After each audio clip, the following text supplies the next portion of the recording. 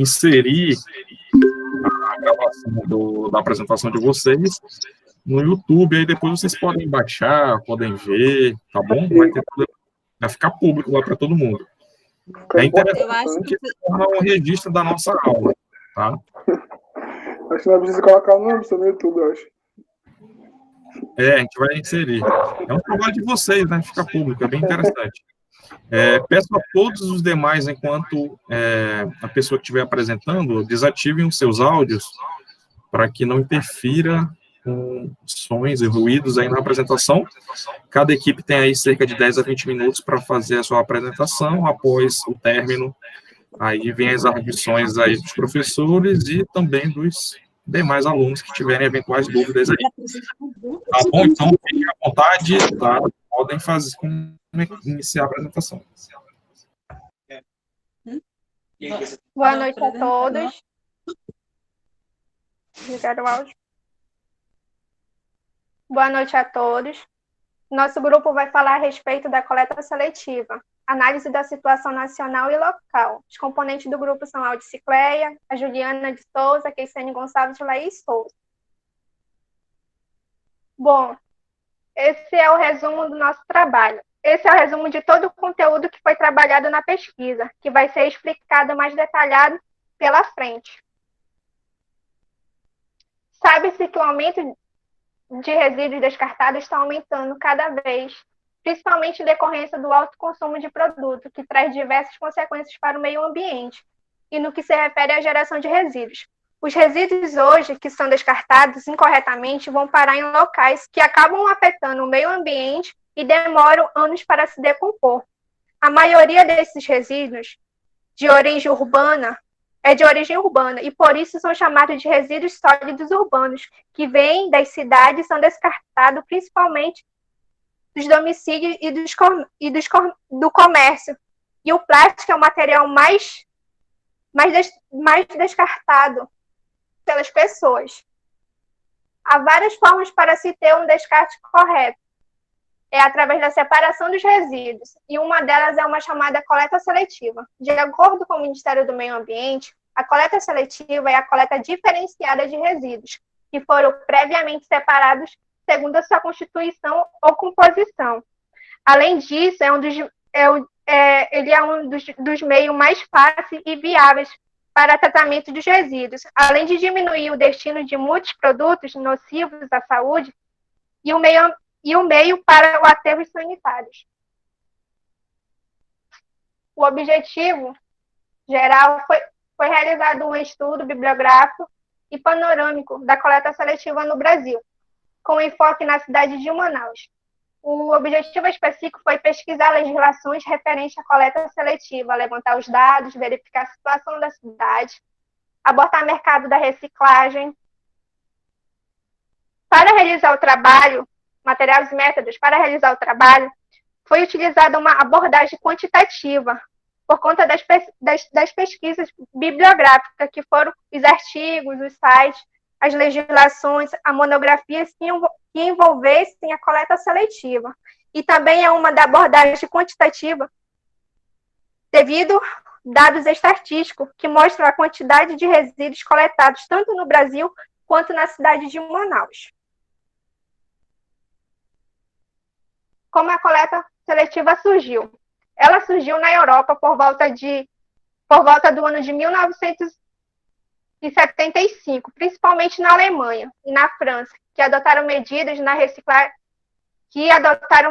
reciclagem de resíduos sólidos. Já no Brasil, ela se iniciou no ano de 1985, pelo professor Emílio Egier, que estudou na Alemanha e se interessou sobre os estudos de gestão de resíduos sólidos. Implantou em um bairro de classe média do Rio de Janeiro a separação do lixo doméstico.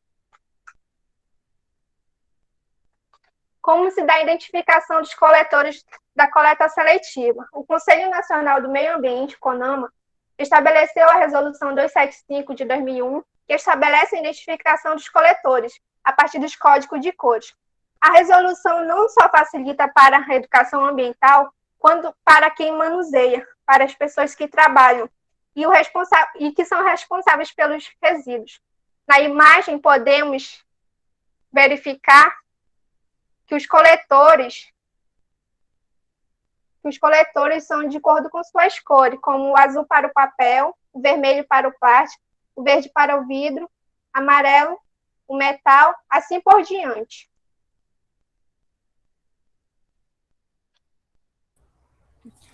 Boa noite, meu nome é Juliana, eu vou falar sobre a situação da coleta seletiva no Brasil. Assim, para iniciar sobre esses dados, eu queria falar que as questões sobre sustentabilidade e gestão dos resíduos sólidos são dos grandes desafios para os brasileiros, tanto que o lixo ele é visto como um problema ambiental no Brasil. E para saber o quantitativo de lixo recolhido no Brasil, a Associação Brasileira de Empresas de Limpeza Pública Resíduos Especiais, ou a ABRELP, ela levanta dados sobre o cenário nacional e regional para o panorama dos resíduos sólidos, que é feito anualmente. O mais recente foi do ano de 2017 e 2018, e acredito que o de 2019 ele seja feito junto com o ano de 2020, porque não foi encontrado ainda os dados sobre esse ano. E é nesse panorama que, em 2018, foram gerados 79 milhões de resíduos que foram mostrados. E esse quantitativo ele é feito em todas as regiões, que no panorama fala que, exceto a região Nordeste. Desse quantitativo, apenas 59,5% receberam uma destinação para os aterros sanitários, e tem uma melhora de 2,4% em relação a 2017. Isso tudo se tratando dos resíduos reaproveitáveis e não reaproveitáveis, falando dos resíduos no geral. E já se tratando da coleta seletiva, que é o nosso assunto, a região sul é o que mais participa da coleta seletiva. Ela tem um percentual de 90,9%, tanto nos anos de 2017 quanto de 2018. Infelizmente, a nossa região, que é a região norte, ela é a que menos recicla, que tem uma parcela de 63,6% de participação. E, assim, para finalizar a questão da Abrelp, ela fala nesse panorama que essa geração de resíduos sólidos ela tende a se crescer ainda mais, tanto que em 2030, possivelmente, pode o Brasil chegar a 100 milhões de resíduos, que é um quantitativo muito grande. Já. Sobre a situação da coleta em Manaus. A situação da coleta em Manaus ela está regida sob a Lei número 605 de 2001, que institui o Código Municipal de Manaus, mais precisamente ao uso do solo, que deve mostrar que o município ele deve implantar o sistema de coleta seletiva e que está mostrado no artigo 102. Que deve fazer a coleta seletiva a partir de todos os seus processos, como a segregação, reciclagem, compostagem, entre outros, que promovam a redução do volume total de resíduos. Além disso, a coleta seletiva ela fica sob responsabilidade da Prefeitura Municipal de Manaus, que conforme a legislação, e é feita através da Secretaria Municipal de Limpeza Pública, que é a CEMUSP, em que é realizado desde 2005. Para a realização da mesma, a Prefeitura ela fez parceria com 2 empresas concessionárias de serviços de lixo, tendo também a coleta porta a porta, que é a mais comum que a gente vê por aí pelos bairros, que os caminhões de lixo eles vão recolher nas residências. Também tem os pontos de entrega voluntária, que são as PEVs, que são distribuídos na cidade, onde as pessoas elas podem depositar, levar seus resíduos, sua coleta diretamente para lá. E além das coletas agendadas para recolhimento de grandes objetos, como geladeira, sofá e tudo mais.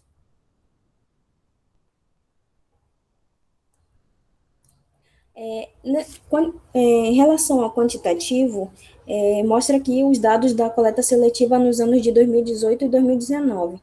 Esse quantitativo ele foi retirado de um relatório da CEMUSP, que ele é feito anualmente em relação ao quantitativo de resíduos e também da coleta seletiva. E mostra que, mesmo com a iniciativa por parte da Prefeitura, o serviço de coleta seletiva abrange uma pequena parcela de 18,3% da população manauara. Isso, apesar de haver um aumento de 11.386 toneladas de resíduos recolhidos do ano de 2018 para 12.455 do ano de 2019. Os números não mostram a realidade exatamente da população, no que se diz à coleta seletiva. De acordo com a CEMUSP, em relação às atividades feitas da coleta seletiva, apenas 13 bairros dos 63 eles recebem a coleta seletiva. Vale lembrar também que nesse mapa que está no slide, ele mostra os bairros que são abrangidos. Tanto que nem todos eles são, todos os que estão aqui, né, e que estão na cor verde, eles têm a coleta seletiva. Mas o interessante disso é que, apesar eles terem a coleta seletiva, apenas os condomínios, conjuntos que recebem, nem todo o bairro em si recebe a coleta seletiva. Por exemplo, eu moro no bairro do Coroado, mas a minha parte onde eu moro não recebe a coleta seletiva, apenas a coleta porta a porta. Apenas o que recebe são os conjuntos que são perto do meu bairro. Já.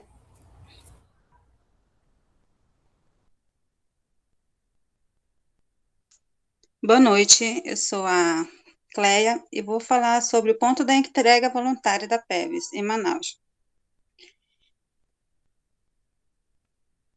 Existem 4 pontos no centro, e isso se deve ao fato de que o bairro é uma área comercial e há uma locomoção maior de pessoas no local. Já em relação aos outros bairros, atualmente, existem 5 pontos espalhados por Manaus, no qual as pessoas podem ir diretamente para fazer o descarte correto. Em relação a esses pontos de entrega, os chamados PEVs, eles estão localizados pelos diferentes bairros de Manaus, como esses que estão no quadro, que eu acredito que vocês estão vendo aí. Essas PEVs são ligadas à cooperativa ou associações, e que as pessoas podem entregar seus resíduos de forma direta indo nesses pontos de entrega voluntária. Além dessas localizações, existem 4 no centro da cidade, por conta do bairro ser uma área comercial, e está regida sobre uma lei, a Lei 1404/2010, que dispõe a plantação da coleta seletiva de lixo em shopping centers e centros comerciais do município de Manaus, e dá outras providências. Diferente dessas PEVs localizadas em outros bairros, as que estão nos centros são recolhidas através de caminhão de lixo, de porte pequeno, que facilita a entrada nas ruas estreitas. Já.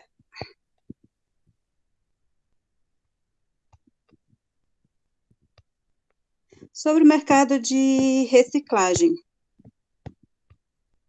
O mercado de resíduos tem se tornado uma oportunidade lucrativa para várias empresas, que encontram no seu resíduo uma fonte extra de lucro e que também atende à Política Nacional de Resíduos Sólidos.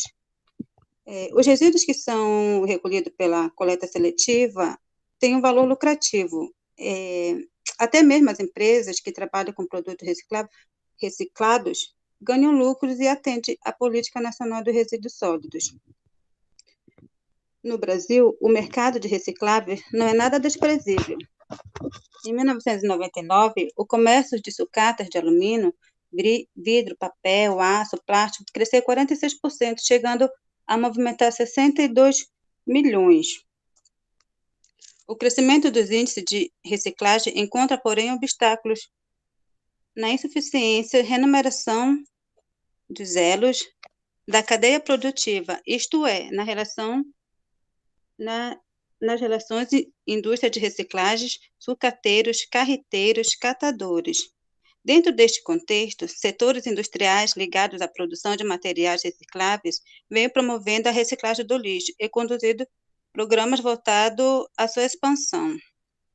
Bem, o mercado de reciclagem é um sistema que está em péssimo equilíbrio, pouca conscientização ambiental, falta de regulamentação, fiscalização, desencadeia altos custos de logística, falta de vontade de pagar, o que leva a baixa taxa de reciclagem e, por fim, poucos recursos no sistema.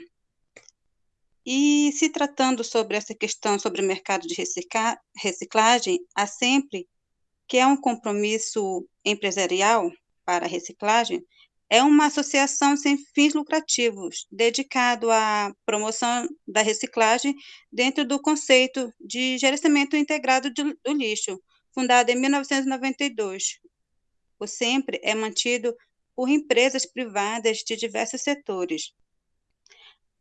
As empresas associadas à SEMPRE é que trabalham com essas questões de reciclagens. Um dos exemplos são a Coca-Cola, a Ambev, a Ginomoto, entre outros. Agora eu estou passando a palavra para a nossa amiga Laís. Boa noite, eu vou falar um pouco sobre a Associação dos Catadores. Os catadores de materiais reutilizáveis e recicláveis desempenham um papel fundamental na implementação da Política Nacional de Resíduos Sólidos, com destaque para a gestão integrada dos resíduos sólidos, visto que os catadores eles são os principais agentes que movimentam esse trabalho e ajudam na questão do acompanhamento durante todo o ciclo produtivo, desde a triagem até a comercialização. E a Política Nacional de Resíduos Sólidos, ela incentiva a criação e o desenvolvimento de cooperativas ou de outras formas de associação de catadores de materiais reutilizáveis e recicláveis, e define que essa participação no sistema de coleta seletiva seja de forma logística, pode ser de forma logística reversa e deve ser priorizada de acordo com o Ministério do Meio Ambiente. Com isso, surge o Movimento Nacional dos Catadores de Materiais Recicláveis. Esse movimento ele surgiu em meados de 1999, quando ocorreu o primeiro Encontro Nacional de Catadores de Papel. Porém, ele só foi fundado em julho de 2001, no primeiro Congresso Nacional de Catadores e Catadoras de Materiais Recicláveis em Brasília. Nesse congresso, foi lançado a Carta de Brasília, que era, de forma assim, bem resumida, um documento que expressava as necessidades da coleta de materiais recicláveis. Com o surgimento do movimento, ampliou-se a luta dos catadores por uma vida digna, visto que, infelizmente, essa categoria ainda é excluída pela sociedade e muitos catadores ainda sobrevivem de forma precária, tanto em lixões como até nas ruas de Manaus. Falando sobre as cooperativas, entrando aqui nesse assunto, a CEMUSP, que é a Secretaria Municipal de Limpeza Urbana, ela apoia cerca de mais de 200 catadores de resíduos distribuídos em 20 entidades, são divididos entre núcleos e associações. Hoje, os catadores participam de todos os eventos oficiais do município de Manaus e trabalham em ambientes mais adequados e dotados de infraestrutura para que possam crescer. Foram viabilizados durante os últimos anos, pela Prefeitura, 8 galpões para a melhoria das condições de vida desses profissionais. Os catadores de lixo eles são responsáveis por praticamente todo o material reciclado nas indústrias brasileiras, colocando o Brasil como um dos maiores recicladores de alumínio do mundo. E apesar de todas essas dificuldades de trabalho e até mesmo muitas vezes sem apoio do poder público e com preconceito dessa sociedade que ainda tem, esses trabalhadores informais criativamente conseguem sobreviver e ao mesmo tempo cuidar do meio ambiente, que é um ato assim, de amor e força, até mesmo de coragem para enfrentar todas essas adversidades que eles enfrentam. Pode passar, amiga. Nas nossas considerações finais, colocamos que, apesar de se ter alternativas para o manejo de resíduos sólidos, ainda há sim a carência no que se diz respeito ao uso da coleta seletiva, principalmente na região norte do Brasil, né, onde os índices são os mais baixos em relação às outras regiões. Então, é sim algo que deve se dar mais importância, é um assunto que deve ser mais lembrado. E a questão que foi citado na cidade de Manaus, existe o programa de coleta seletiva por meio da prefeitura da cidade, mas ele apenas se configura em alguns bairros, né, sendo que não são abrangidos em sua área total, o que é algo totalmente vergonhoso e que pode ser mudado, essa é a realidade.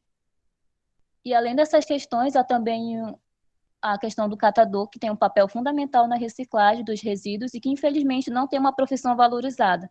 Trabalham muito e, muitas das vezes, não tem um salário adequado, além da falta de material necessário e a visibilização para essa profissão. Eles ajudam a contribuir diretamente ou até indiretamente para o meio ambiente. Essa foi a nossa apresentação, essas foram as nossas referências utilizadas e obrigada. Uma boa noite. Obrigada. Obrigado aí a todos os membros da equipe. A equipe finalizou às 20h11, o que utiliza um tempo aí de 19 minutos. Quase que bateu aí o nosso teto máximo, né? Tá dentro do previsto, né, dos 20 minutos que a gente tinha combinado anteriormente, ressaltando a vocês que esse assunto, ele é extenso e ele, por si só, carrega outros assuntos também, como, por exemplo, a questão dos catadores aí, que a gente falou, né, dos catadores de resíduos sólidos, e os pontos de entrega voluntária também em si, que é bem importante, que a gente vai estar discutindo um pouquinho aqui. A priori, eu pergunto a algum aluno se tem alguma dúvida, se tem algum comentário a fazer para os membros da equipe. Podem se manifestar agora. Se quiserem também, posteriormente, nas próximas apresentações, escrever pelo chat, também podem ficar à vontade, que aí eu posso ler a pergunta aqui e aí a equipe responde, tá? Alguém tem alguma pergunta? Algum aluno? Juscelândio? Professor, assim, na verdade, não é uma pergunta em si. A gente vê que essas políticas se concentram principalmente nessas áreas, digamos assim, que mais nobres da cidade, né? A gente não vê nenhuma, digamos assim, política por parte do poder público para levar essas políticas de coleta seletiva, assim, para as áreas periféricas da cidade, né? Exatamente, bem observado, e até comentar isso eu tinha anotado aqui. Aproveitando o gancho aqui, eu vou já segurar aqui o comentário do Juscelândio, só deixa eu escrever aqui. Alguém tem ainda mais algum comentário? Um comentário curto? Não? Sim ou não? É só sobre essa questão da coleta seletiva, que eu também anotei aqui um dado, que dos 63 bairros, 13 recebem coleta seletiva. Eu até achei até grande esse número, porque eu não vejo, assim, pelo menos não é ainda uma realidade muito próxima nem de mim. Não vejo isso acontecendo ainda na prática. É verdade. Verdade. Professor? Sim. O que a gente vê também, assim, a gente anda por aí fazendo alguns serviços, o que a gente observa muito é que algumas empresas, algum local, até que tem as lixeiras lá, tudo separadinho, as cores lá, tudinho, mas só que no momento de destinar esse lixo, acaba indo para o mesmo recipiente, ou seja, não adiantou muito aquela separação, aquela segregação lá anterior feita, né, digamos que pela empresa, ou também por certo órgão, aí no momento da destinação de todos aqueles resíduos, eles acabam indo para o mesmo recipiente, para o mesmo local, né, tem essa também. Bem observado, eu acho que a gente já tinha comentado um pouco sobre isso em relação ao IFAM, né, o nosso campus. Isso, sim. Que ele tem a questão dos coletores, né, de conforme a legislação, separado por cores e tudo, mas o que a gente observa, basicamente, é que tem uma parte aí, uma deficiência que as pessoas às vezes não conseguem colocar o resíduo de forma adequada, e quando colocam, tem um outro fator ainda que aumenta o erro dessa atividade, que o pessoal da conservadora junta todos os resíduos, né? E aí isso fica mais complicado de separar lá depois, no ponto de coleta primária, dentro ainda do Instituto.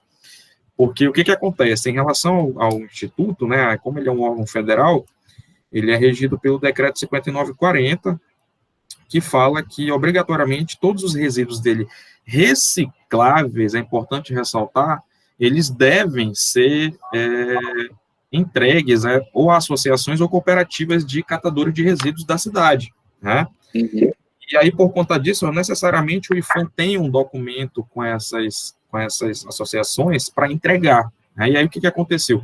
Eu fiz parte dessa comissão há alguns tempos lá, porque fazer um documento que vem assinado da reitoria e tal, é um negócio bem burocrático. E tinha alguns entraves, né, alguns problemas que sempre a gente tinha que intervir, como, por exemplo, o pessoal do IFAM, queria entregar outros resíduos que não fossem recicláveis, né? Então, uma determinada vez, a moça da cooperativa me ligou e eles brigavam. Professor, eu vou desistir. Eu falei, mas o que está acontecendo? Ela falou, não, é porque estão querendo que eu leve lâmpada, eu não vou levar lâmpada. Estão querendo que eu leve ferro velho, eu não vou levar ferro velho. E assim, o decreto é bem claro que são os resíduos recicláveis, né? E a cooperativa anterior levava lâmpadas para eles tentar vender, né, para conseguir algum recurso, mas não era obrigatório. E aí a outra cooperativa, porque isso muda a cada ano, né, é feito um chamamento público, na verdade, e a cooperativa que era a atual não fazia isso. Aí encerrou aí a participação dessa cooperativa. No passado, a gente deu entrada no encaminhamento lá para a diretoria para um novo chamamento público, né? É bem complicado porque a maioria das cooperativas, às vezes, tem um problema aí, vamos dizer assim, de cunho organizacional, fiscal, que às vezes eles não têm documentos que são necessários para participar de um chamamento público desse. Eles até querem participar e tudo para receber os resíduos, né? Mas não tem essa documentação. Às vezes a gente tinha que ir garimpando, né, em associação em associação, para ver se eles tinham já o documento tudo certinho.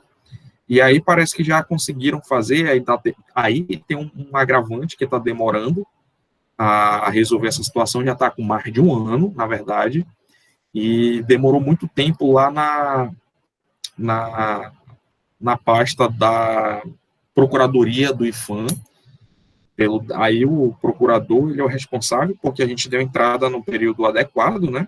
Então, se o Ministério Público cobrar um relatório, o IPHAN tem que citar esse caso, que no ano de 2019, 2020, aí, ficou nesse ínterim sem coleta seletiva pelas cooperativas, né? Aí a gente está respaldado porque a gente deu entrada com o documento solicitando o chamamento público, a abertura do chamamento público. E aí a bronca, infelizmente, o procurador responder, porque não houve já está quase um ano, né? Mais de um ano, na verdade, e ele não finalizou o processo para dar entrada, né? Para a coleta acontecer de fato. E aí é engraçado porque sempre, anualmente, eu não sei como é que está desde o ano passado, a Procuradoria Federal, né, o Procurador Federal, ele mandava solicitar os relatórios dessas ações ambientais aí que o IPHAN desenvolvia. E eu lembro que eu ainda trabalhei ajudando um professor a enviar um relatório para ele, e eles cobram assim, eles querem perto do Natal e não tem essa, tem que fazer o relatório. Eles têm um prazo apertado, né? Eles dão com um prazo apertado, fora aquele prazo que vai chegar na reitoria, até chegar na mão de quem tem que fazer o relatório, demora. É bem complicada essa situação. E funcionado de Professor, diga. e na época de pandemia, como é que fica a coleta seletiva, né? Porque sabe-se que o plástico, ele tem uma sobrevida para esse vírus de 72 horas, né? Exatamente 3 dias, né? Aproximadamente. Como é que ficaria? Aí, nesse caso, as recomendações que eu tenho observado nas leituras que eu tenho feito é que você recebe, por exemplo, o seu material, que você tem, o papel, o plástico, por exemplo, e você deixa separado por pelo menos 4, 5 dias, que é uma né, vamos dizer assim, um sobretempo além dos 3 dias que é o previsto de o vírus sobreviver na superfície. Porque eu andei pesquisando, né, e que o aço inoxidável e o plástico são os tipos de resíduos que tem 72 horas de sobrevida, né, para esse tipo de... Aí você separa, o ideal é isso, deixa separado num canto, onde ninguém vai manusear, né, para não ser possivelmente contaminar. Bem observado essa... Mas nem sempre é feito isso, né, professor? A gente observa muito aí, durante a coleta, né, os carros coletores aí, né, de resíduo, né, que eles não têm, os cidadãos, né, não tem a mínima... Por isso a questão... né?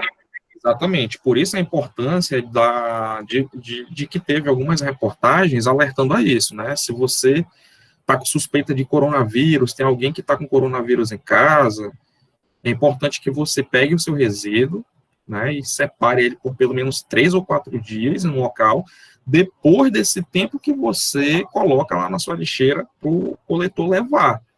E aí estava tendo todo um cuidado de algumas organizações, porque tinha muito coletor garimpo se contaminando. Isso é bem sério, realmente, bem observado aí pela Gisele. Tem uma pergunta aqui da Daniela, que é: professor, como as empresas podem ganhar dinheiro com a reciclagem? E eu passo essa pergunta para a equipe responder rapidamente, de forma objetiva. Bem, eu vejo que a empresa pode ganhar com a reciclagem, em primeiro lugar, não sendo multada, né? Porque se ela produz resíduo e coloca no lugar errado, ela já ganha uma multa aí. Mas, principalmente, ele minimiza ou economiza energia. Eles também podem gerar mais matéria-prima que possa ser vendida. Então, dependendo do resíduo que eles produzem, pode ser vendida para outra empresa. Então, eu vejo esses pontos além de outros, né? E respondendo também a preocupação das leis do plástico, eu vejo que realmente deveria ter uma política de educação no sentido de falar de que lavasse os plásticos. Basta apenas, aqui na minha casa, todos os plásticos que chegam vão para dentro de uma bacia com sabão em pó, fica lá alguns meia hora, depois disso é só estender os plásticos e estão tudo limpo. Então, eu posso tanto colocar na minha lixeira e não ter mais a preocupação quando o lixeiro pegar, ou eu mesmo quando for utilizar. Também bem observado, algumas pessoas lavam, né? Mas é como eu estou te falando, se você tem um local que você pode deixar descansando, vamos dizer assim, por um tempinho, não teria tanto problema. Respondendo à questão da Daniela, um pouco mais objetiva, né? Como as empresas podem ganhar dinheiro com a reciclagem, dependendo da quantidade que elas estão gerando, elas podem, vamos dizer assim, revender esses resíduos, e aí tem toda isso do ponto de vista da empresa que gera, né, eu estou falando. E tem toda uma questão que ela pode utilizar no marketing ambiental a favor delas, né. E aí, no ponto de vista da empresa que recebe esse resíduo, vamos dizer, existe associações e cooperativas, são situações jurídicas diferentes. As empresas em si, que a gente tem observado ali, não sei se vocês lembram, ali próximo da bola do Armando Mendes, tem algumas empresas que trabalham recebendo esses resíduos, né? De metal, de papel, de plástico, etc.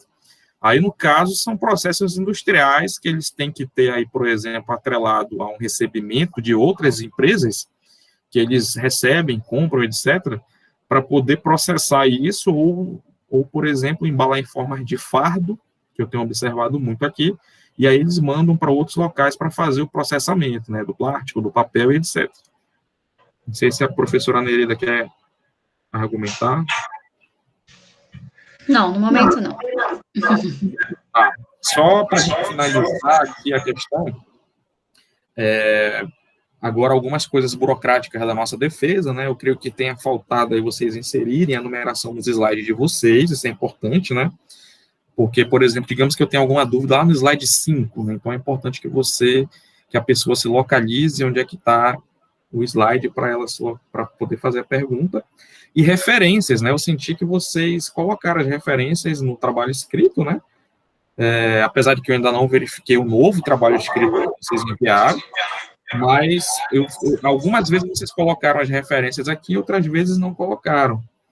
Então, é importante você citar as referências com o ano, devidamente colocado lá com o ano bonitinho, para que a gente saiba a fonte que você está citando, né? Então, só pegando aquele gancho do que o Juscelândio tinha comentado, que a professora também Nereida enfatizou, né? Os dados aí que foram apresentados pela Juliana é que Manaus atende 18% da população com a coleta seletiva, só que aí também tem uma pegadinha, né? 18% da população, mas qual a porcentagem em relação à quantidade de resíduos no total que é gerado? Então, quando a gente vê isso em peso de produto que eles coletam mesmo, de produtos recicláveis, eu acho que esse dado é inferior a 2%, não é isso, Juliana?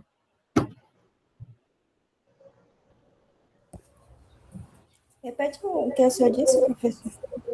a quantidade, né, proporcional ao que eles geram, total de resíduos na cidade, eu acho que é menor do que 2%, né, de resíduos, quantidade mesmo. Sim. Eu acho que até você tinha citado isso. Então, assim, só para a gente ter uma noção, é muito pequeno. É muito pequena essa quantidade, é vergonhosa, na verdade, né? Então, e ainda tem aquela questão que vocês colocaram, que, apesar de dizer que faz coleta seletiva no bairro fulano de tal, a gente, na verdade, na prática, não vê muito isso, né? Pois então, professor, sobre esse daí, né, eu moro aqui no bairro do Coroado, aí no mapa, nos dados da Simusp, diz que o Coroado recebe, só que aqui eu não vejo nada disso. O que recebe, normalmente, é o conjunto que tem mais perto aqui, que é o conjunto Tiradentes. Aí, por exemplo, sim. quando eu vou para outro bairro mais nobre, assim, vamos dizer, Nossa Senhora das Graças, lá eu já vi o caminhão de lixo da coleta seletiva, que é um menorzinho. E aqui eu não vejo. Olha só o termo que a gente usa, né, que foi bem colocado aí pela Juliana, né, que é o que acontece na realidade, um bairro mais nobre, ou seja, é como se a coleta seletiva fosse um mérito apenas de classes econômicas mais sucedidas, né, enquanto que, na verdade, todo mundo gera resíduo e todo mundo deveria ter um acesso adequadamente. E aí, muitas das pessoas, se fizer uma pesquisa em Manaus, nem sabem se que seria, né, coleta seletiva. Só fazendo aqui também um adendo, eu acho que alguém comentou catador de lixo, né? Na verdade, o termo mais técnico e adequado seria catador de resíduo, né? Ou então coletor de resíduo. Porque quando a gente fala assim, catador de lixo, né? Dá uma ideia, dá um aspecto negativo, vocês já observaram isso? Pararam para pensar? Ele dá uma conotação de um aspecto negativo, como se a pessoa vivesse de lixo. Na verdade, ela não está bem ali por muita escolha, né? Ela está ali porque foi o que, na verdade, deu para fazer e ela viu uma oportunidade de ganhar algum dinheiro para se sustentar. E, para finalizar, eu enfatizo que a reciclagem, gente, ela não é a solução de tudo. Voltando às nossas aulas que a gente teve no início, a gente nem precisaria ter problemas com aterros, com lixões, se, na verdade, nós tivéssemos, por exemplo, um aproveitamento energético aí dos nossos resíduos gerados, né? E a gente ainda está batendo cabeça para tentar implantar a coleta seletiva, né? Isso é muito complicado, a gente está andando a passos longos ainda realmente de uma política séria de resíduos sólidos no Brasil. Inclusive, esse ano faz 10 anos, né, da Política Nacional de Resíduos Sólidos e está cheio de problema que não foi resolvido. Eu lembro que em 2010, quando colocaram em prática, eu lembro que eu ainda estava finalizando a faculdade, a gente achava que aquilo ia ser um máximo, né, que ia resolver muita coisa, e a gente não consegue resolver lixões, a gente ainda tem aqui na cidade. Aleph, só para contribuir, quando eu cheguei em Presidente Figueiredo, eu fui verificar onde que eles destinavam os lixo, né? Uhum. Nossa, eu fiquei horrorizada.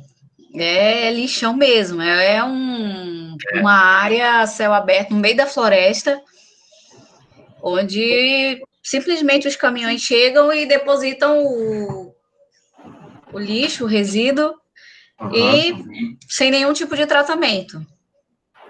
Então, para quem trabalha com meio ambiente, assim, se você for verificar, você fica horrorizado. E ainda é feito da mesma forma até hoje. É bem triste.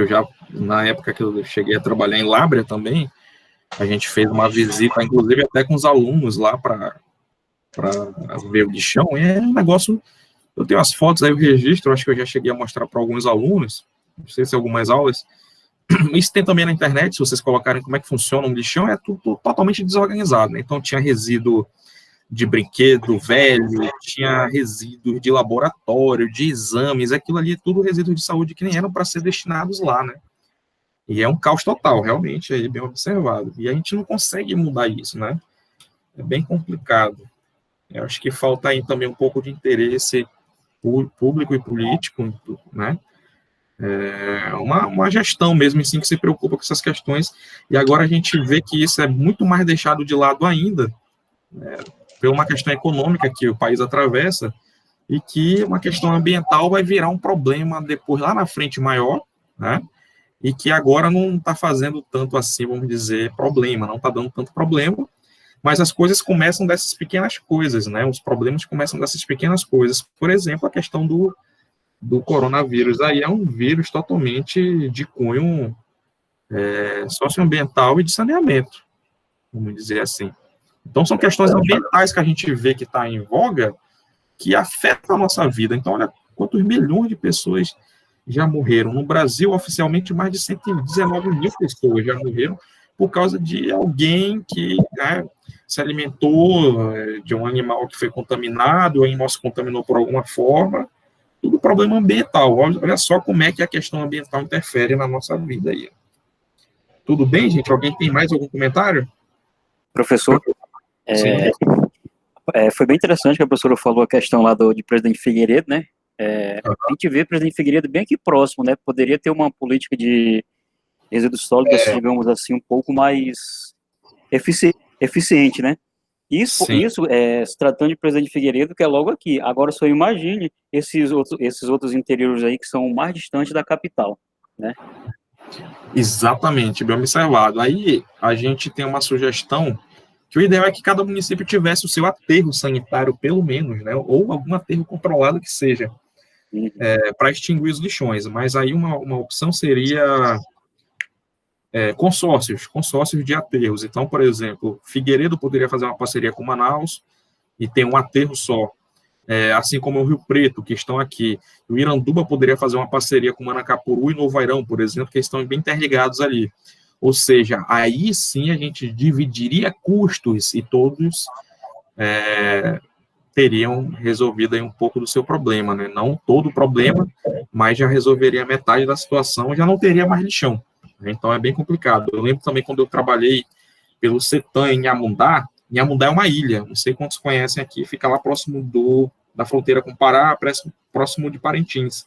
E Inhamundá mandava todo o resíduo dela para Faro, que atravessa de balsa, né, já no Pará. E Faro estava tendo um problema, porque ela estava ficando com o passivo ambiental de Inhamundá, do Amazonas, né? E Inhamundá não pagava nada por isso, né? Não custeava nada. E aí eles estavam tentando fazer uma espécie de consórcio para ver se resolvia isso. Apesar de que Inhamundá pegava e mandava os resíduos para Faro, mas era por lixão de Faro, não era um aterro de Faro. Então, Faro era mais atrasada que Inhamundá, economicamente, vamos dizer assim. Nem tinha tanto asfalto na rua, era paralelepípedo ainda. E só para ter uma ideia assim, da questão econômica na cidade, realmente. E aí uma solução para isso é a inserção de consórcios, tá bom, gente? Pesquisem consórcios para aterros sanitários. Aí é bem interessante vocês lerem isso depois e façam essas anotações. A gente tem que finalizar para poder passar para a próxima apresentação, que só foi a primeira. Tudo bem? Tudo bem. Vamos finalizar, então. Eu vou interromper a gravação aqui. Então, parabéns à equipe e vamos para a segunda. Eu também gostaria de parabenizar a equipe.